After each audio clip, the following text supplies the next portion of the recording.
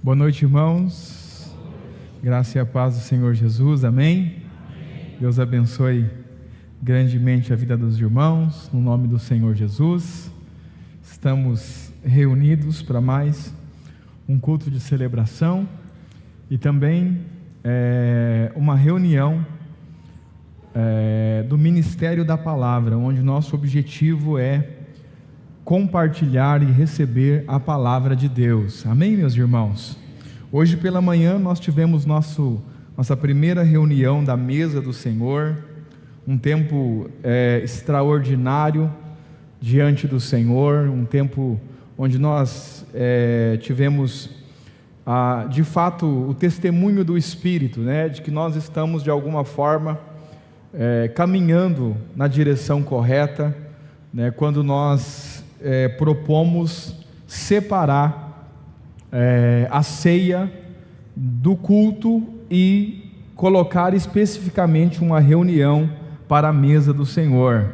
Muita presença de Deus, muita vida de Deus, assim, agora durante a tarde, eu pude realmente, a impressão que eu tinha é que eu podia perceber a presença da pessoa de Jesus Cristo em minha vida, nos sentimentos, na forma, a paz, a alegria transbordando no coração, e estamos muito felizes em dar esse passo em direção àquilo que o Senhor tem falado conosco, amém, meus irmãos? Glória a Deus. Nós vamos à palavra de Deus, e o assunto que nós vamos iniciar hoje é um assunto que provavelmente ele vai durar por alguns meses, embora a ideia é que a cada domingo nós venhamos falar de tópicos diferentes, o assunto será o mesmo por alguns meses, acredito eu, talvez chegando até o meio do ano falando sobre esse mesmo assunto. Qual é o nosso assunto? O nosso assunto é o supremo propósito de Deus. Vamos começar a falar sobre o supremo propósito de Deus. E esse assunto que nós vamos abordar durante esses meses que se seguem, ele tem como base para nós, como referência para nós, um livro de um autor chamado Verne Fronk. É um americano, que escreveu um livro que no Brasil chegou intitulado como o Supremo Propósito. E quando o Senhor, como eu disse aos irmãos domingo passado, me pediu que parássemos de estudar Atos dos Apóstolos, eu fiquei meio que sem entender o que o Senhor estava querendo que nós falássemos então com a igreja. E em uma das minhas viagens eu recebi esse livro de presente de um irmão muito querido, que esteve conosco, inclusive o irmão Ricardo de Londrina, inclusive quero deixar aqui o meu abraço a ele.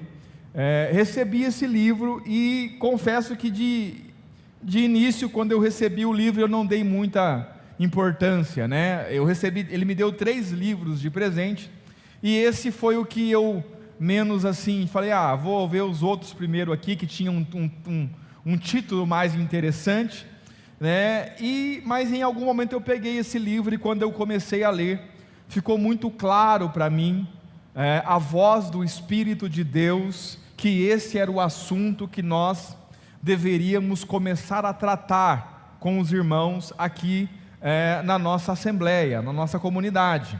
Então, eu rapidamente devorei o livro, eu li o livro em 2 dias, estou relendo o livro agora, com mais calma, marcando, absorvendo muitas coisas. Não quero dizer com isso que tudo que está escrito no livro está correto, porque esse livro não é a Bíblia, esse livro é um livro escrito por um homem, mas é um livro que acrescenta muito no nosso entendimento, traz muita luz acerca do supremo propósito de Deus, e eu confesso para os irmãos que esse livro de alguma forma me desconfigurou em relação ao que é a igreja, ao que é viver a vida para o Senhor, né, ao que de fato é o supremo propósito de Deus, e principalmente o porquê que nós estamos aqui, porquê que nós estamos nesse mundo, porquê que nós vivemos como vivemos. E de forma imediata, quando eu entendi isso da parte do Senhor, eu já encomendei 100 livros, né, comprei 100 livros para poder, para que os irmãos pudessem ter os livros também, né? Sexta-feira agora passada na reunião, alguns irmãos que estavam aqui na reunião de liderança já pegaram os livros. Nós temos o livro ainda à venda.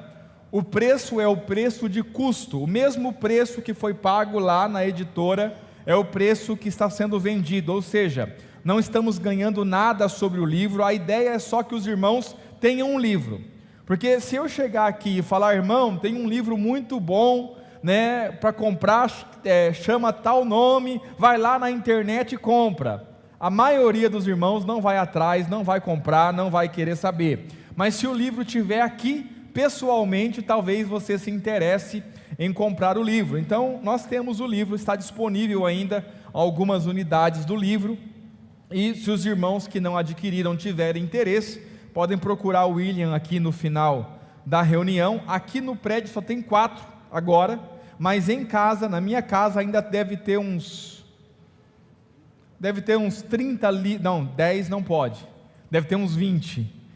Por que 10 não pode? Porque o Senhor me mandou dar esse livro a alguns irmãos específicos, e eu já comecei a distribuir esse livro para alguns irmãos específicos. Então, o que nós vamos falar, né, tem como base esse livro, que é um livro que pode não só abençoar, mas enriquecer a tua vida em Cristo, e eu quero animá-lo a, se você puder, ter o livro, ler o livro, né, para poder entender, porque nós vamos trabalhar sobre esse tema durante algum tempo. Amém, irmãos? Amém, meus irmãos? Amém. Qual é o nosso tema? O supremo propósito de Deus. Vamos lá?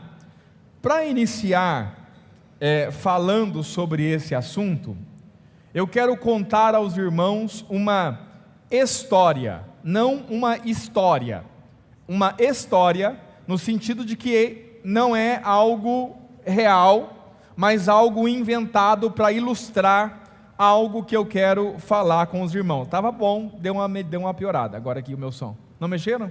Ninguém mexeu? Cadê o Felipe? Ergue as mãos, Felipe, para cima, assim, é isso. Alguma coisa aconteceu. Desentupiu o ouvido? Não, mas daí eu teria ouvido melhor, né? Estou ouvindo, ou entupiu então, né? Pode ser também. Vamos lá, quero contar uma história. Conta-se então essa história de que havia em uma certa faculdade de teologia um professor que era muito renomado nessa faculdade por seu grande conhecimento da palavra de Deus, e todos os alunos almejavam ter aula com esse professor para poder conhecer mais do Senhor, para poder conhecer mais da palavra, porque de fato era um homem com muito conhecimento. E então estava se iniciando o ano letivo, né, e os alunos de uma certa classe, de uma certa sala de aula, teriam a primeira aula com esse professor, e todo mundo estava com muita expectativa, né, sobre o que esse professor iria ensinar, o que ele iria falar, né, o quanto de conhecimento ele iria transmitir aos alunos, né, e estava todo mundo na sala conversando ali, né, na expectativa. De repente o professor entra na sala, e quando ele entra na sala de aula, faz-se um grande silêncio. Todos os alunos se ajeitam nas carteiras, o silêncio, esperando o que esse professor vai falar, o que ele vai ensinar, né, o que ele vai passar de conhecimento aos alunos. E sobre a mesa do professor havia uma folha de sulfite em branco e uma caneta. E o professor então, sem falar nada a ninguém, sem cumprimentar ninguém, pega a caneta e naquela folha de sulfite ele faz 2 pontos nos extremos da folha e faz um risco ou uma linha ligando um ponto a outro. Coloca a caneta sobre a mesa, pega a folha, mostra aos alunos com aqueles 2 pontos e um risco ligando um ponto ao outro e pergunta aos alunos: o que é que vocês estão enxergando aqui? O que vocês estão vendo aqui? O que isso significa para vocês? E aí começa as mais variadas respostas, desde as respostas simples, dos mais brincalhões, dentro da sala, como, olha, o que eu estou vendo aí é 2 pontos e um risco, o que eu estou vendo na folha, até respostas mais elaboradas, teologicamente falando, olha, isso aí significa a eternidade, de um ponto a outro, isso aí significa a conexão entre Deus e o homem, essa linha significa Jesus, que nos liga a Deus, que nos conecta a Deus. E as respostas foram as mais variadas, e por um bom tempo os alunos ficaram ali falando a esse professor o que de fato seria esses 2 pontos e essa linha na folha, até que o professor então toma a palavra e ele diz assim: olha, todas as respostas foram muito criativas, e todas as respostas foram muito interessantes. A grande questão é que vocês ignoraram o principal. Os alunos param, olham: como assim ignoramos o principal? O que foi que nós ignoramos? E aí o professor vira para eles e diz: vocês ignoraram a folha. Porque antes de existir qualquer coisa, existia a folha. E vocês se encantaram tanto e se concentraram tanto nos 2 pontos e no risco, que vocês esqueceram da existência da folha. E por que essa história é importante para nós? Porque quando nós falamos de propósito de Deus, ou do supremo propósito de Deus, nós sempre pensamos em algo que Deus fez, em algo que Deus criou, em algo que Deus fará, em algo que Deus criará. Mas na verdade, quase sempre as pessoas que falam e tratam sobre o supremo propósito de Deus ignoram a folha. E o que seria essa folha? O próprio Deus. Nós temos que entender que antes de Deus fazer qualquer coisa, antes de Deus se movimentar em direção a criar qualquer coisa, ou criar o universo, ou fazer sabe lá o que Deus fez, antes disso, até mesmo antes, como diz a palavra, que Cristo Jesus, ele foi gerado por Deus, como diz o salmista: tu és meu filho, e hoje te gerei. Porque Jesus Cristo, como a pessoa da divindade, sempre existiu, porque é Deus eterno.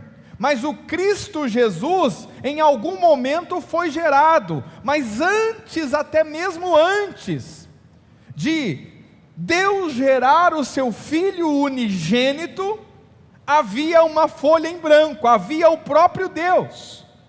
Portanto, quando nós pensamos em supremo propósito de Deus, nós não podemos pensar em coisas feitas por Deus, nós temos que voltar à origem e à essência daquilo que o próprio Deus é.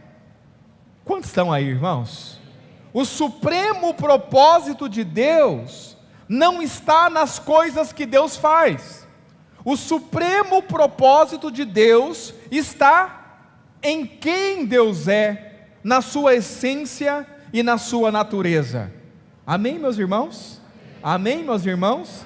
Você pode repetir isso comigo? Diga: o supremo propósito de Deus está em Deus, nele, na sua natureza, na sua vida, naquilo que Ele é, antes de Ele fazer qualquer coisa.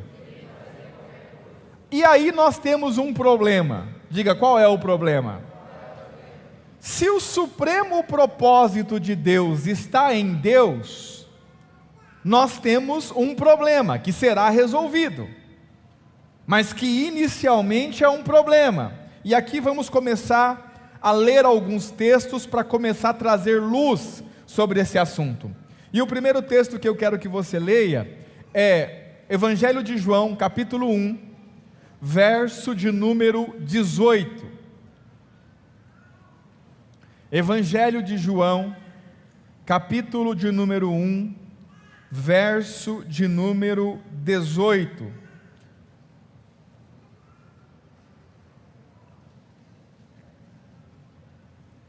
Aleluia. Os irmãos estão aí? Diz assim o texto, a primeira parte: Deus nunca foi visto por alguém.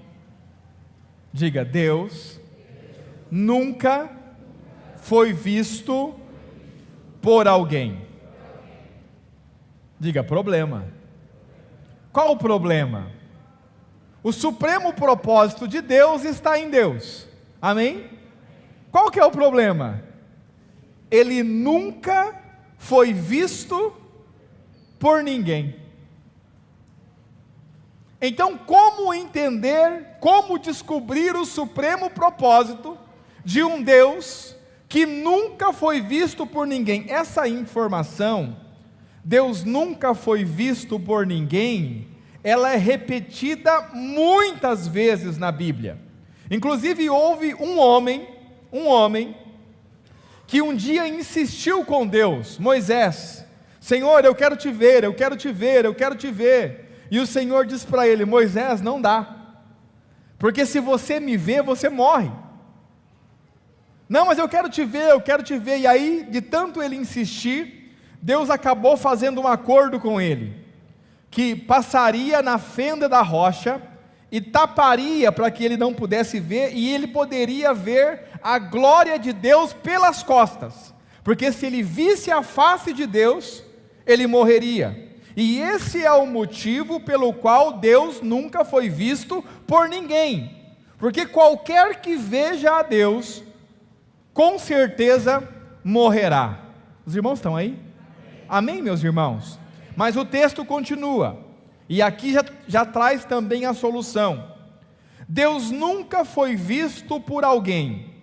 O Filho unigênito, diga unigênito, diga único Filho.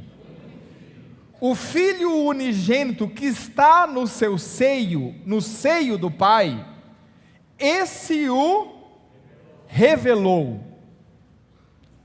Deus nunca foi visto por ninguém, mas o Filho unigênito que está no seu seio, esse o revelou. E nós temos que entender, irmãos, que quando nós lemos esse versículo de forma superficial, nós pensamos e imaginamos que Deus foi anunciado por Jesus. O Deus Pai foi anunciado por Jesus, ou seja, Jesus veio à terra anunciar que existe um Deus. Mas não é isso que o texto está dizendo. O texto está dizendo que o Deus que nunca foi visto por ninguém, ele foi revelado pelo Filho unigênito. E a palavra revelar significa mostrar. Os irmãos estão aí? Observe, não confunda revelar com anunciar. Anunciar é uma coisa: olha, tem um Deus lá no céu. Eu estou anunciando que há um Deus. Amém, irmãos? Outra coisa é revelar, é mostrar, é dizer: olha, isso aqui é Deus. O Filho não veio anunciar o Pai. O Filho veio revelar o Pai, ou seja, mostrar o Pai, para que todos vejam e para que todos conheçam o Pai. Quantos estão aí? Agora, preste atenção. Supremo propósito de Deus está na pessoa do próprio Deus. Esse Deus não pode ser visto por ninguém, mas o seu Filho unigênito veio à terra com o objetivo de revelar o Pai, mostrar o Pai. E como é que ele vai fazer isso? Vamos ler mais um texto bíblico para lançar mais um pouco de luz. Amém, meus irmãos? Ainda no Evangelho de João, capítulo 5, a partir do verso de número 7.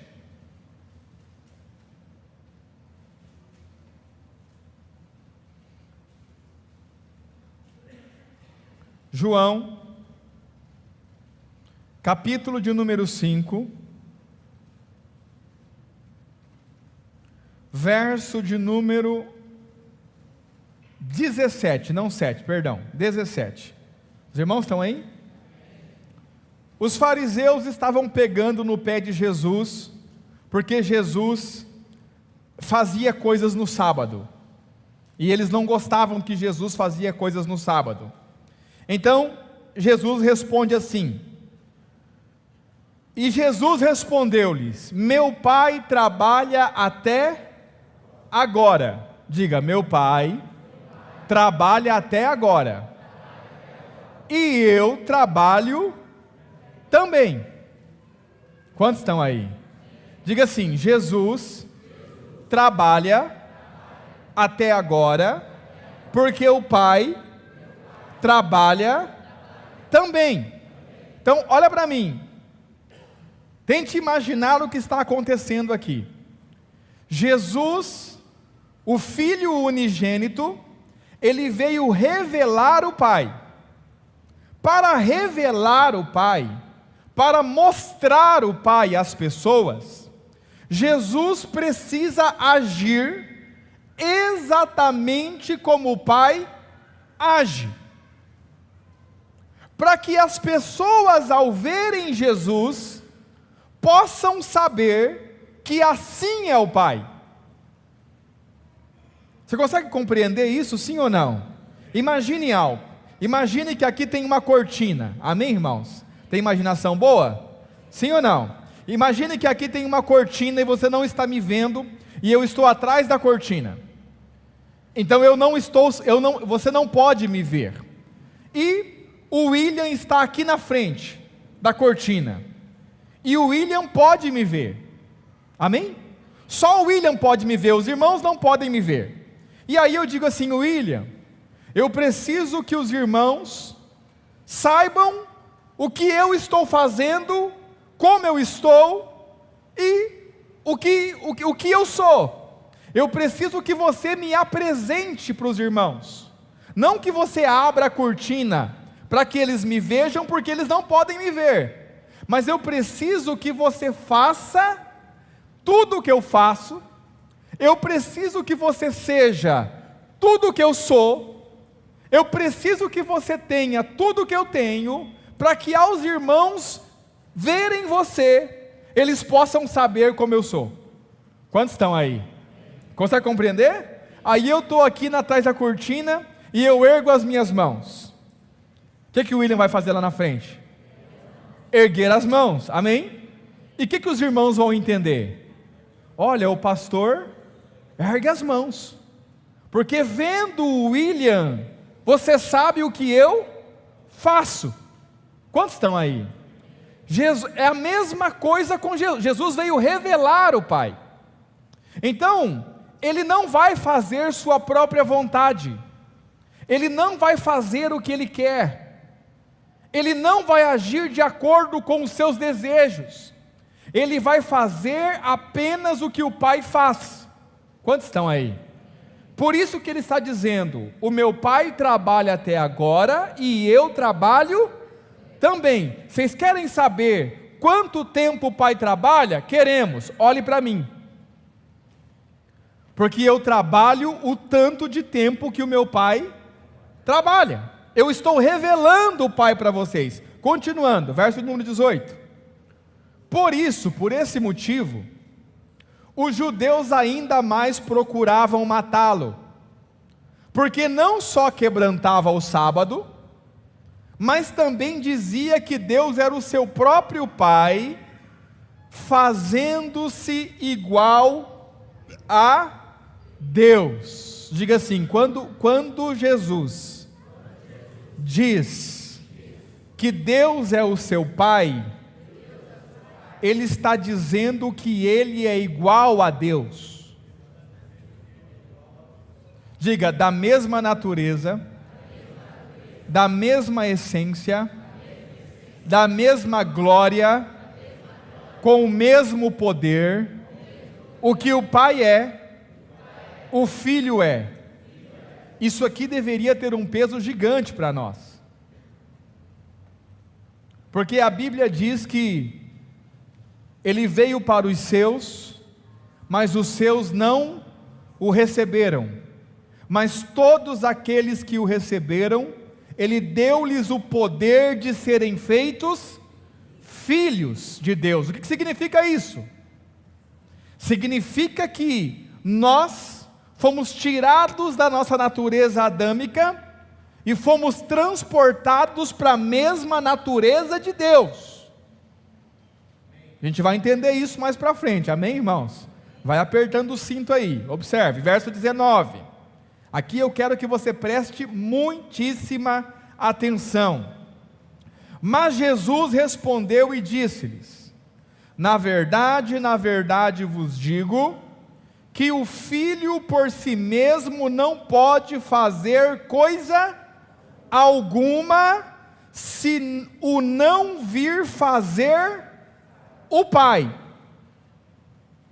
Diga: o Filho não pode fazer nada se ele não vir o Pai fazer primeiro. Diga: óbvio. Por que óbvio, pastor? Porque é algo muito elementar. O que é elementar, pastor? Se Jesus veio revelar o Pai na sua própria pessoa, tudo o que ele faz tem que ser o que o Pai faz. Então, ele não pode fazer nada que ele não tenha visto o Pai fazer primeiro.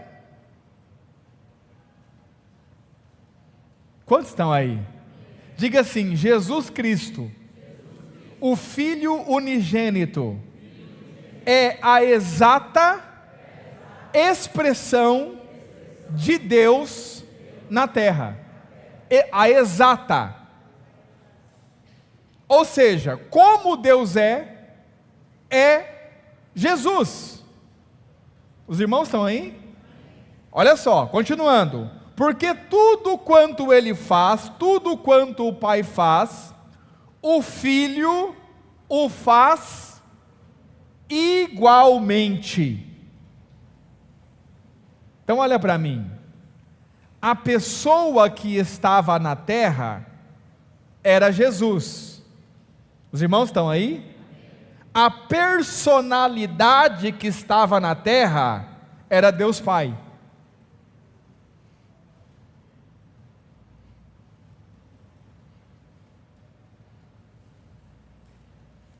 Você consegue entender isso, sim ou não? Olha só, eu percebo que os irmãos estão me olhando assim meio estranho. Está digerindo, irmãos? Sim ou não? Está claro até aqui? Diga assim: Jesus é a exata expressão de Deus Pai. Agora olha só, vamos ler mais um texto para vir um pouco mais de luz. Ainda no Evangelho de João, capítulo de número 14, verso de número 8. E aqui, irmãos, se você não entender, o Espírito continuará insistindo com você. mas eu desisto. Amém, irmãos? Aí fica você e o Espírito Santo, porque para mim deu, é até aqui. Observe, porque se você não entender aqui, olha só. Disse-lhe Filipe, diga Filipe, Senhor, mostra-nos o Pai, o que nos basta. Mostra-nos o Pai e pronto, acabou, resolveu. Mostra-nos o Pai e isso é suficiente. Verso 9. Disse-lhe Jesus, o que Jesus disse? Estou há tanto tempo convosco e não me tendes conhecido, Filipe. Quem vê a mim, vê o Pai. E como dizes tu, mostra-nos o Pai? Diga assim, por quê? Porque Jesus não veio anunciar o Pai. Jesus veio revelar o Pai. Toda atitude de Jesus é a atitude do Pai. Ele não faz o que Ele quer, Ele não vive como Ele quer, Ele vive para expressar exatamente como o Pai é. Ele veio mostrar ao Pai. Os irmãos estão aí? Na oração dele, preste atenção, abre lá em João 17, mais um texto, para nós jogarmos um pouco mais de luz sobre isso ainda. João, capítulo de número 17, os irmãos estão aí? Verso de número 3, João 17, verso de número 3, a oração de Jesus, que nós costumamos chamar de oração sacerdotal. Por que oração sacerdotal? Porque é uma oração onde Ele intercede por nós diante do Pai. No verso 3 diz assim: e a vida eterna é esta, a vida eterna é esta, que te conheçam a ti só, por único Deus verdadeiro, e a Jesus Cristo a quem enviastes. Diga assim: a vida eterna está em conhecer a Deus como o único Deus verdadeiro. Os irmãos estão desanimados demais. Diga: a vida eterna é essa, conhecer a Deus como o único Deus verdadeiro. Mas como conhecer um Deus que não se pode ver? Por isso, preste atenção no que eu vou te dizer, e aqui é onde nós vamos ter alguns problemas com algumas pessoas, mas não tem problema, né? Já temos problemas o suficiente. Quando nós resumimos a obra de Cristo a apenas morrer numa cruz por nós, nós estamos diminuindo infinitamente a obra do unigênito Filho de Deus. Porque o que Ele veio fazer na terra não é morrer na cruz, embora morrer na cruz faça parte do plano. O que Ele veio fazer é dar a conhecer um Deus que ninguém nunca viu. É revelar o Pai, não anunciar o Pai, mas revelar o Pai em sua própria pessoa. Aí vem o Filipe e diz assim: mostra-nos o Pai e isso basta. Ele disse: não, quem vê a mim, vê o Pai, porque eu sou a exata expressão do Pai. Tudo que eu faço é o Pai, tudo que eu vivo é o Pai, tudo que eu falo é o Pai, toda obra é o Pai, os meus pensamentos são o do Pai. A cruz para onde eu vou ser crucificado, eu só vou para essa cruz, porque eu vi o meu Pai viver uma vida de cruz. A cruz sempre esteve no coração do meu Pai. É essa vida que o meu Pai vive, falaremos sobre isso mais para frente. Então, se você olhar para mim, você vai ver o Pai, porque Jesus veio revelar a expressa imagem do Pai. Quantos estão aí? Fica claro isso para os irmãos, sim ou não? Abra sua Bíblia em Hebreus, carta aos Hebreus. Vamos jogar um pouco mais de luz ainda. Não temos pressa, amém, irmãos? Não podemos ter pressa. Verso de número 1, Hebreus capítulo 1, a partir do verso de número 1.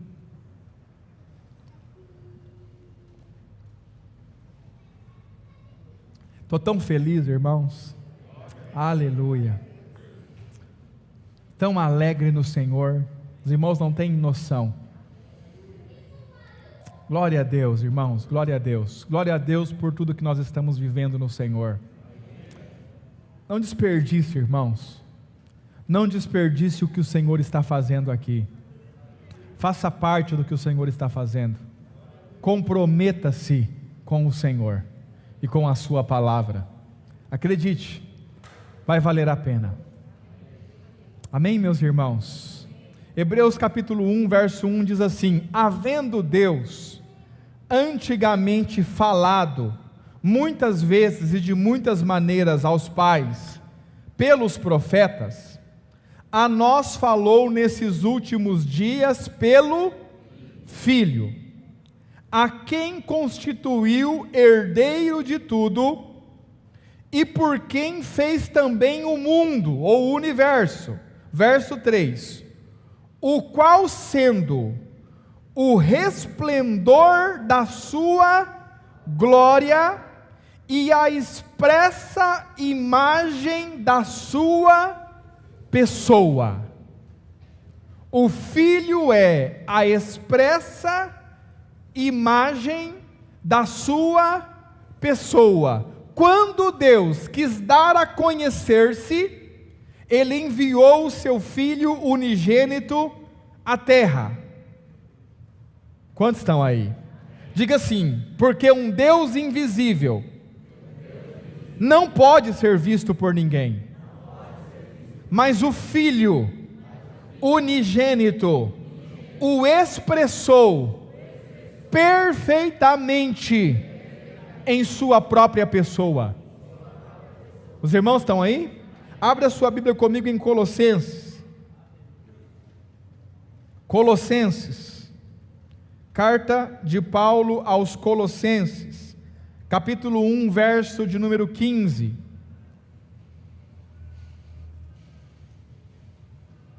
Vamos ler o 14, né? Para a gente ter um contexto. Falando sobre Jesus, Colossenses capítulo 1, verso de número 14. Em quem temos a redenção, em Jesus nós temos a redenção, pelo seu sangue.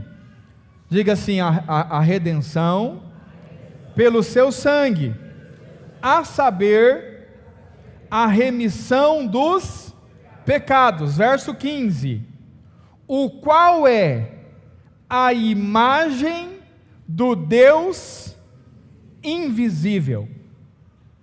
Diga: Ele é a imagem do Deus invisível. O Deus invisível, quando quis se mostrar, enviou o seu Filho. E o seu Filho é a exata expressão do Pai. Quem vê o Filho, vê o Pai. Quem vê o Pai, vê o Filho.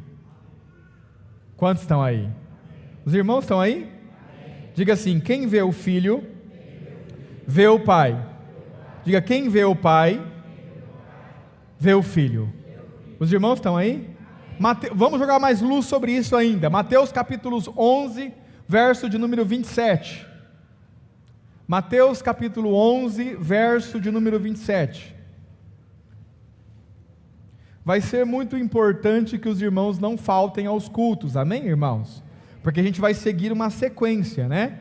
Se você perder uma lacuna dessa, vai ser difícil você recuperar o entendimento.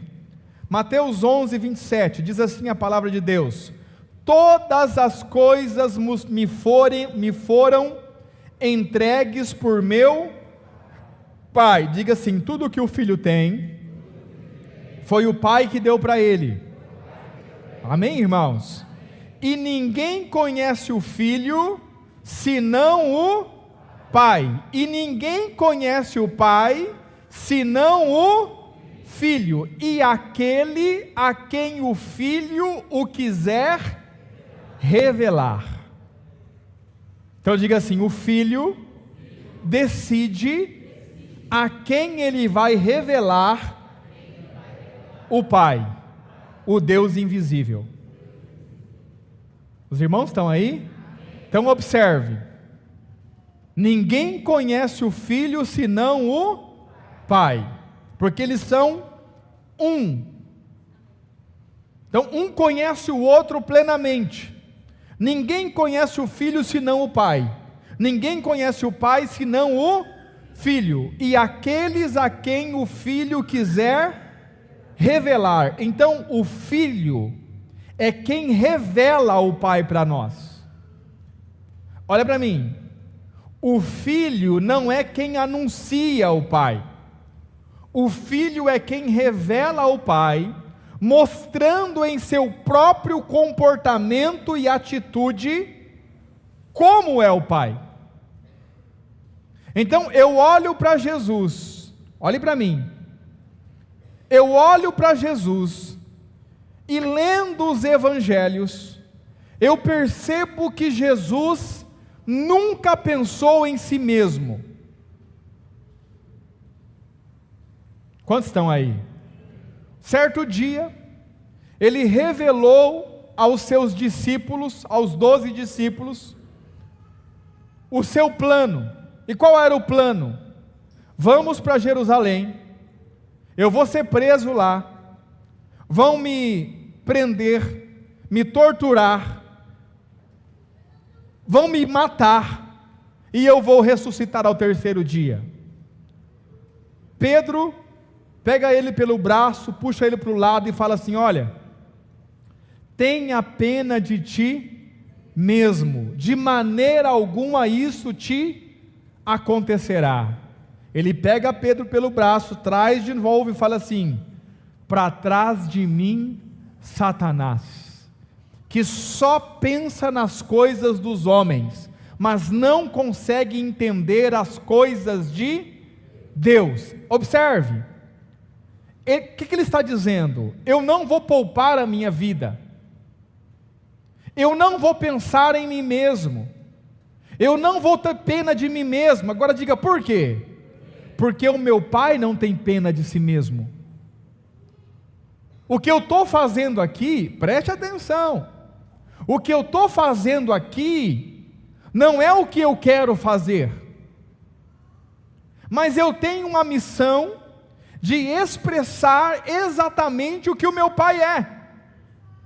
Porque quando nós vemos Jesus lá no Getsêmani, orando ao Pai, qual é a oração que ele faz?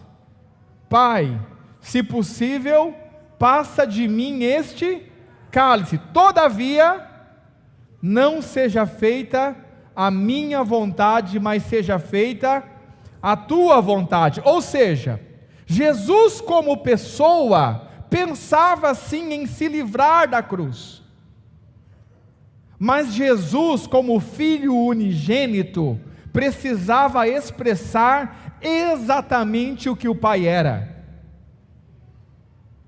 Então, como ele não vê no Pai autopiedade, como ele não vê no Pai autocomiseração, pena de si mesmo, então ele também não pode expressar isso. E por isso que ele diz: você não compreende as coisas de Deus, você só compreende as coisas dos homens, porque os homens é que estão o tempo todo tendo pena de si mesmo. O meu Pai não é assim. Você consegue entender isso, irmãos? O quão precioso é isso? Sim ou não? Fica claro para os irmãos? Por isso que Jesus vai viver essa vida. Os irmãos estão aí? Continuando, olha só, João, capítulo de número 6, verso 46, vamos lançar um pouco mais de luz. João 6, 46.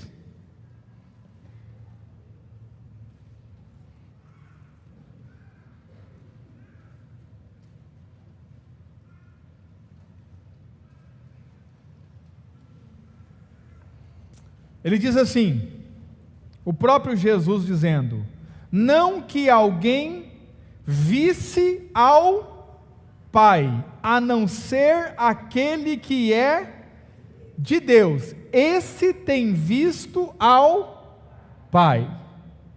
Por que esse tem visto ao Pai? Diga por quê.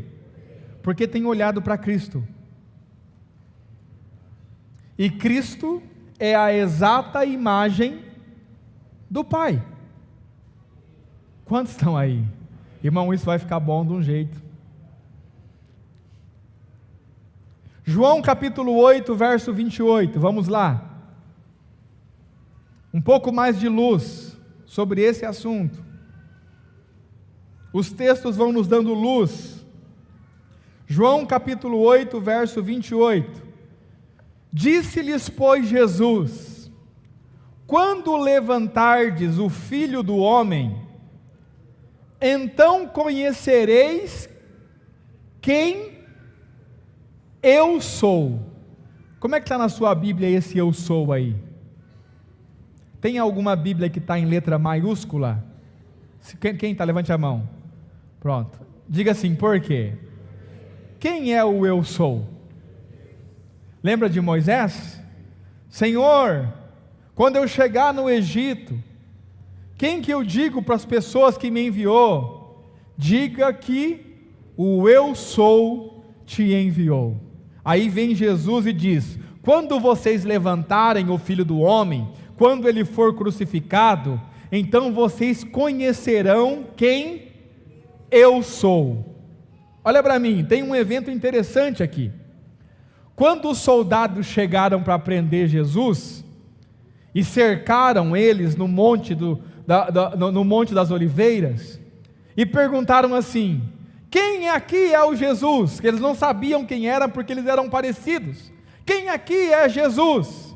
Aí Jesus falou assim, eu sou. E quando ele disse eu sou, os soldados todos caíram desmaiados. Aí eles precisaram ir lá e levantar os soldados para que pudessem prender Jesus. Diga assim, por quê? Porque o eu sou é o próprio Deus. Ele está dizendo assim: quando vocês me colocarem na cruz, vocês perceberão que eu sou, eu e o Pai somos um, e eu vim aqui apresentar, mostrar o Pai para vocês. Eu não vim anunciar o Pai, eu vim mostrar o Pai para vocês. E ele continua: e que nada faço por mim, diga, nada faço por mim mesmo, mas isto falo como meu Pai me ensinou. Quem já tinha percebido isso, irmãos, nos evangelhos? Porque, não sei se você, como eu, por muito tempo teve a impressão que Deus Pai é uma pessoa que está no céu e que enviou o seu Filho para cá, para viver uma vida santa e irrepreensível e morrer na cruz por nós. Mas agora, Deus, pelo seu Espírito e pela sua palavra, nos está trazendo o entendimento de que não é só isso, que a vida que Jesus Cristo viveu aqui, foi uma vida para expressar quem o Pai era. Caso contrário, nós nunca, jamais conheceríamos a Deus. Mas agora, lendo os evangelhos, vendo as atitudes de Jesus, vendo o que ele falava, vendo o que ele fazia, vendo suas obras, nós podemos conhecer o Pai. Porque todas as coisas que ele falava e fazia não tinha nada a ver com si mesmo, e sim com aquilo que ele via o Pai fazendo e fazia igual. Por isso que ele é a revelação de Deus Pai para nós. Os irmãos estão aí, meus irmãos? Vamos mais luz, vamos lá. João capítulo 12. Por isso que o evangelho de João é considerado não um evangelho sinótipo. O que significa evangelho sinótipo? Mateus, Marcos e Lucas têm praticamente as mesmas histórias, se você for perceber. E João é um evangelho à parte. Diga, por quê?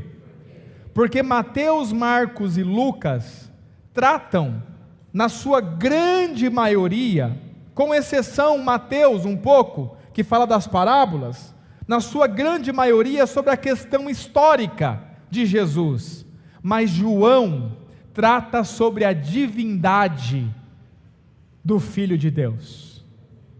Os irmãos estão aí? João 12, 49. Aleluia, glória a Deus, louvado seja o Senhor nosso Deus, pela sua santa palavra e pelo seu Espírito. Glória a Deus. Diz assim, João 12, 49, porque eu não tenho falado de mim mesmo, mas o Pai que me enviou, Ele me deu mandamento sobre o que eu hei de dizer e sobre o que eu hei de falar.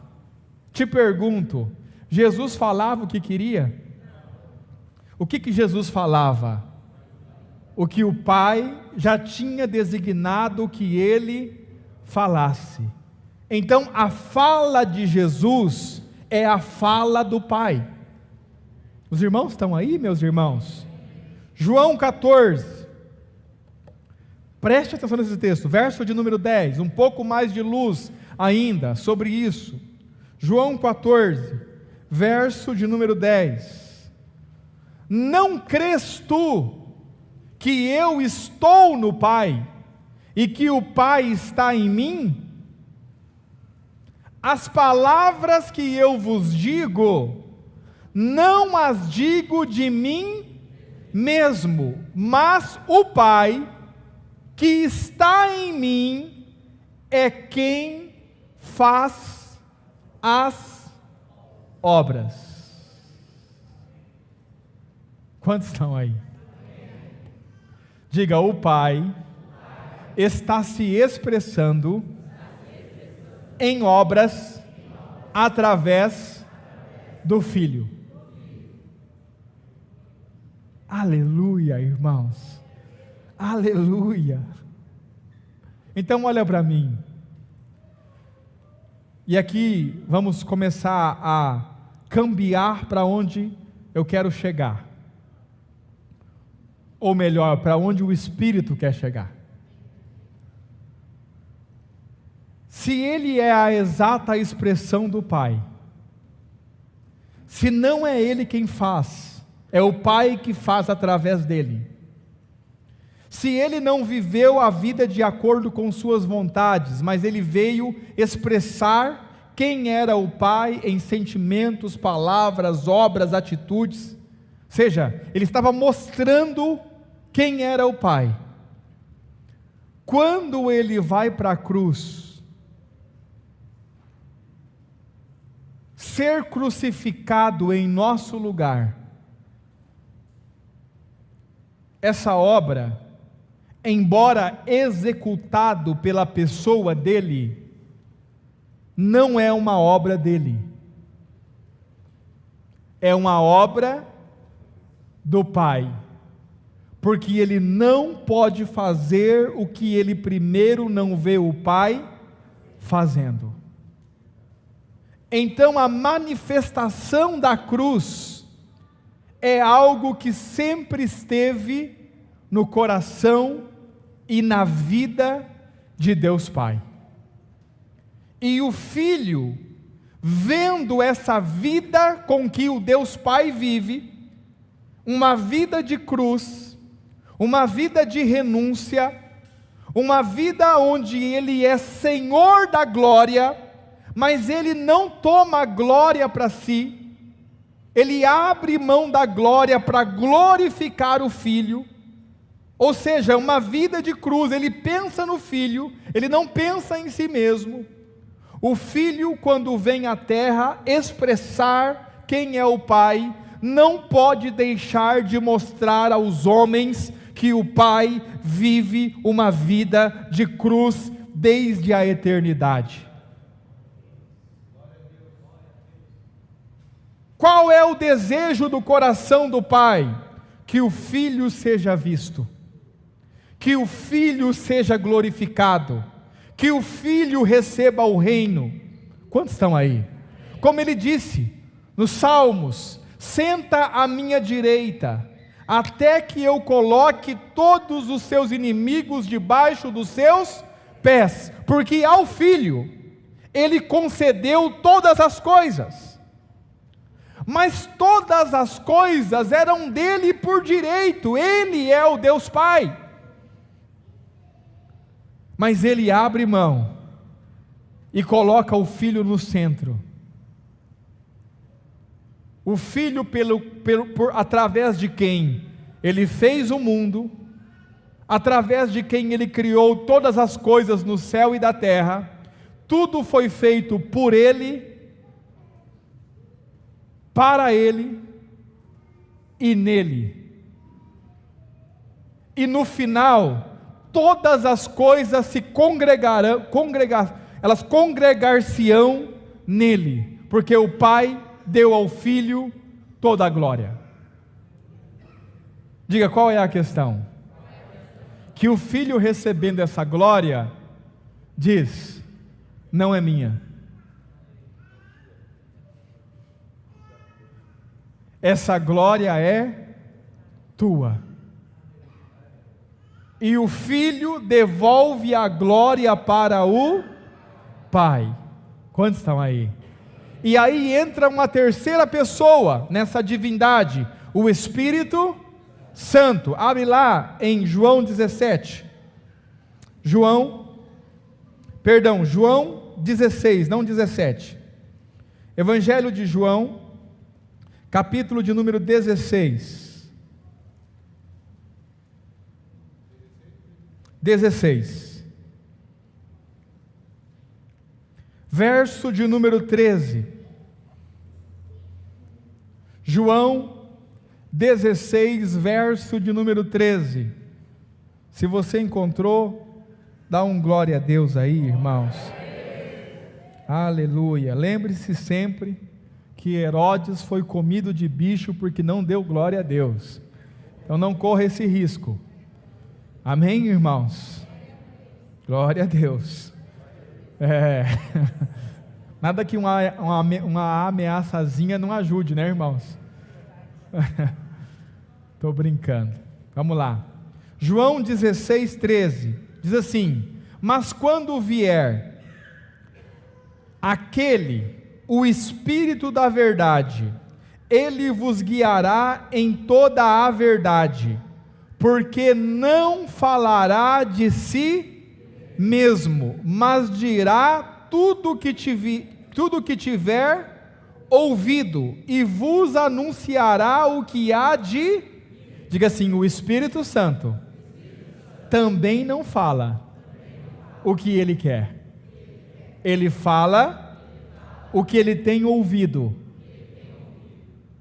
Verso de número 14: ele me glorificará, porque há de receber do que é meu, e vou-lhe há de anunciar. Diga: o Espírito não vive para si mesmo, mas vive para glorificar o Filho. Diga: o Pai quer glorificar o Filho. Diga: o Filho quer glorificar o Pai. Diga: o Espírito quer glorificar o Filho. Diga, e glorificando o Filho, glorifica o Pai que o enviou. Olha para mim, a vida que a divindade vive é uma vida de cruz. O que significa viver uma vida de cruz? É não pensar em si mesmo e cada um abrir mão de si para viver pelo outro. Essa é a vida com a qual Deus vive.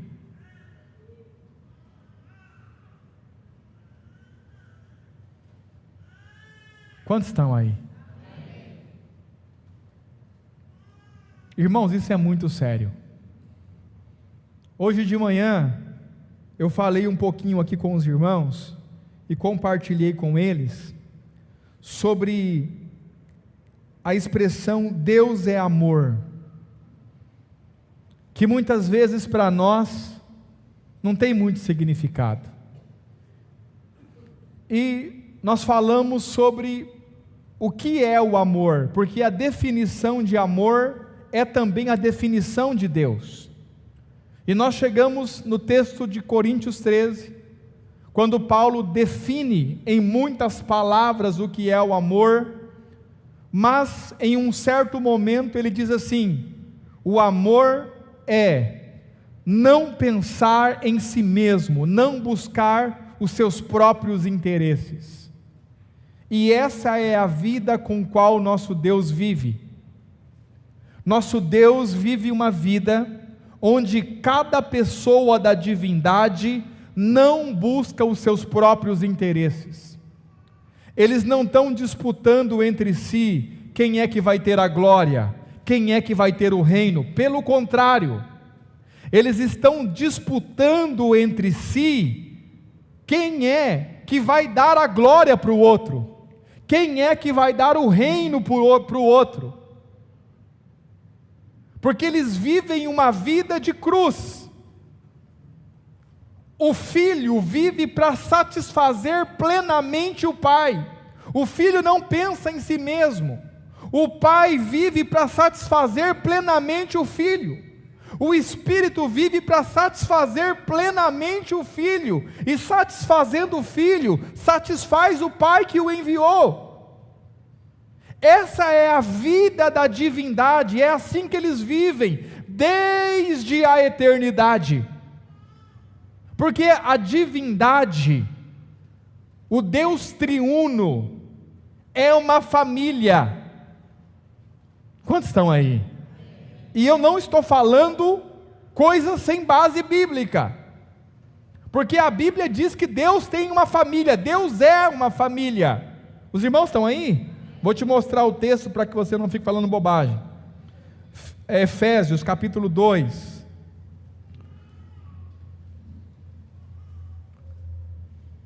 Verso de número 19. Efésios 2, 19. Os irmãos estão aí? Assim que já não sois estrangeiros, nós não somos mais estrangeiros, nem forasteiros, mas concidadãos dos santos e da família de Deus. Deus é uma família. Diga, só que uma família modelo. Por que uma família modelo? É uma família onde cada membro dessa família não pensa em si mesmo e não busca o que é próximo, o que é seu. Abra sua Bíblia em Filipenses, corre comigo. Filipenses capítulo de número 2. Os irmãos estão aí? Fica firme, irmão, nós temos mais 3 minutinhos só.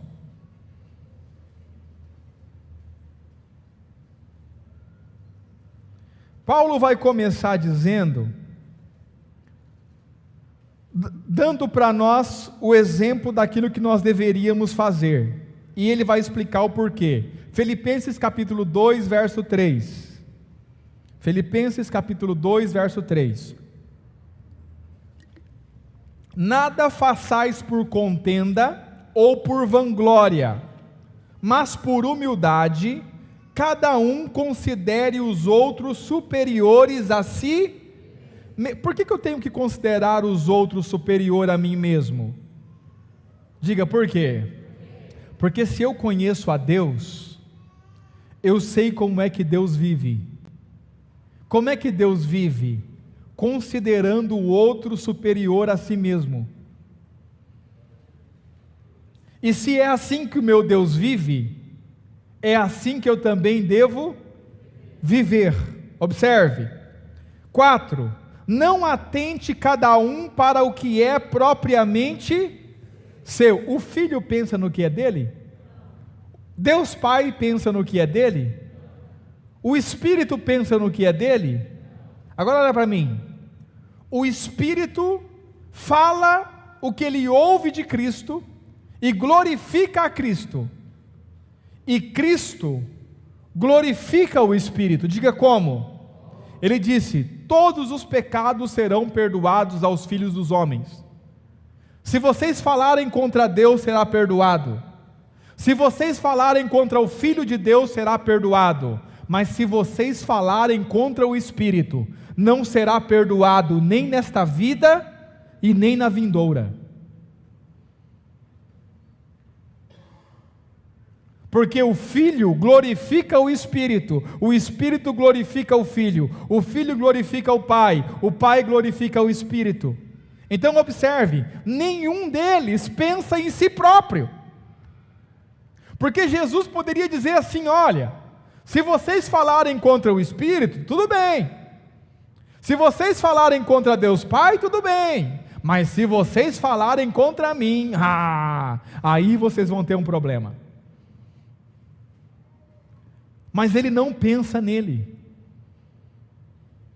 Ele pensa nos membros de sua família. Não tem problema falar mal de mim. Podem falar mal do Filho de Deus, mas não falem mal do Espírito. E o Espírito falará do Filho e glorificará o Filho, e o Filho glorificará o Pai, e o Pai colocará todas as coisas debaixo dos pés do Filho. É um vivendo pelo outro. Então Paulo está explicando: não atente cada um para o que é propriamente seu, mas cada qual também para o que é dos outros. Amém, meus irmãos? Diga: a cruz que sempre esteve no coração de Deus e que se manifestou no Gólgota, agora está operando dentro de nós, na pessoa de Cristo, que é a própria vida de Deus em nós. Continuando: de sorte que haja em vós o mesmo sentimento que houve também em Cristo Jesus. Que sentimento é esse? Que sendo em forma de Deus, diga, sendo Deus, não teve por usurpação ser igual a Deus. Diga, usurpação, apegar-se a alguma coisa. Ele era Deus, mas ele não se apegou a isso.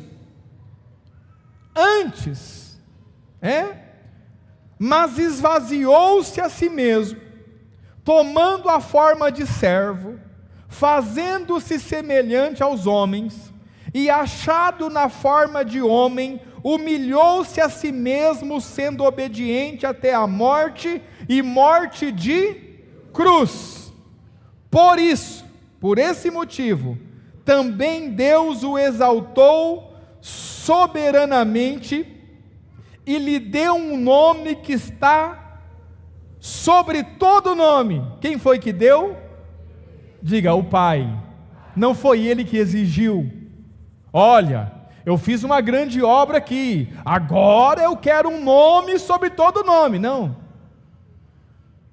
Foi o Pai que disse: eu vou te dar esse nome. Quantos estão aí?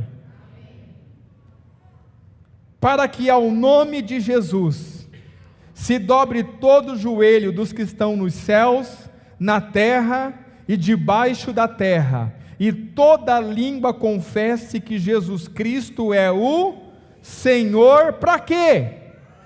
Para a glória de Jesus Cristo? Não, para a glória do Pai, porque o Filho glorifica o Pai. O Filho nunca toma glória para si mesmo. Os irmãos estão aí, meus irmãos? Fica claro isso para os irmãos? Olha para mim, quando todos os inimigos, como diz o texto, estiverem debaixo dos pés de Cristo, último texto que nós encerramos, 1 Coríntios capítulo 15, corre lá.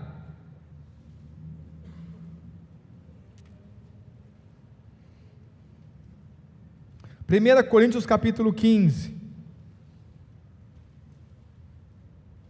verso de número 22, observe isso, irmãos, para você entender a vida com o qual o nosso Deus vive, o nosso Deus triuno vive.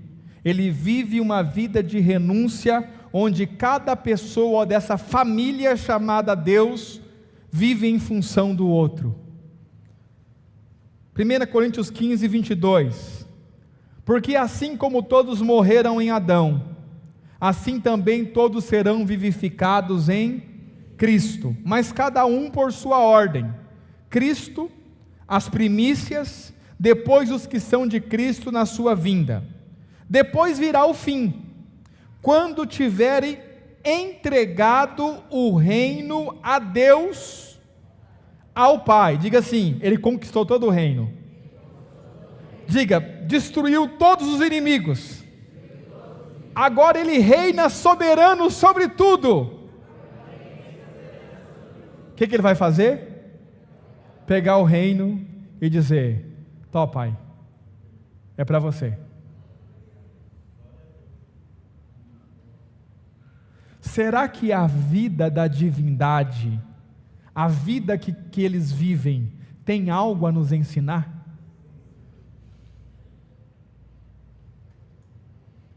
Continuando, e quando houver aniquilado todo o império, e toda potestade e força, porque convém que reine até que haja posto todos os inimigos debaixo de seus pés.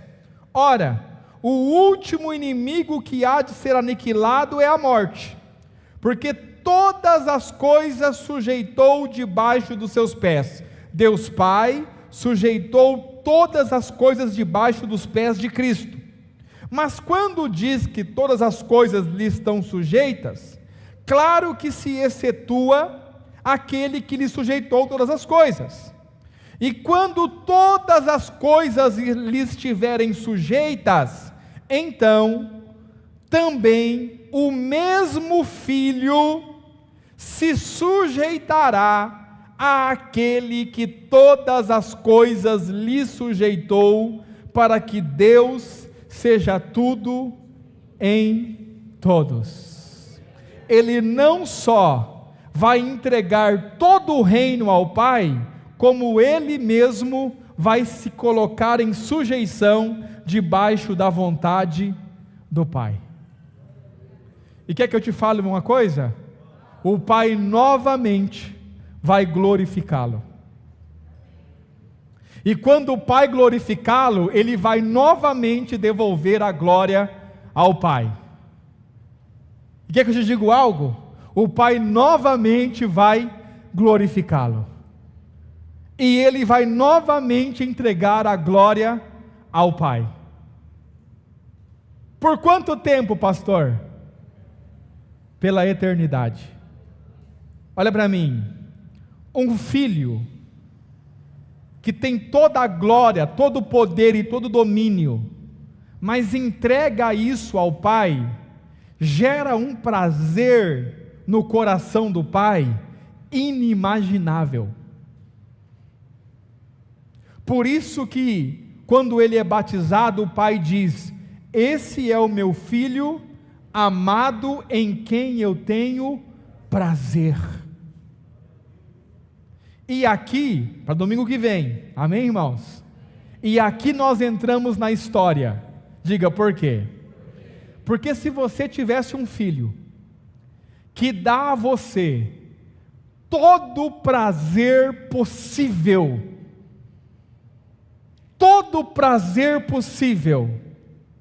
você não gostaria de ter mais filhos como esse? Sim ou não? E é aqui que nós entramos. Amém?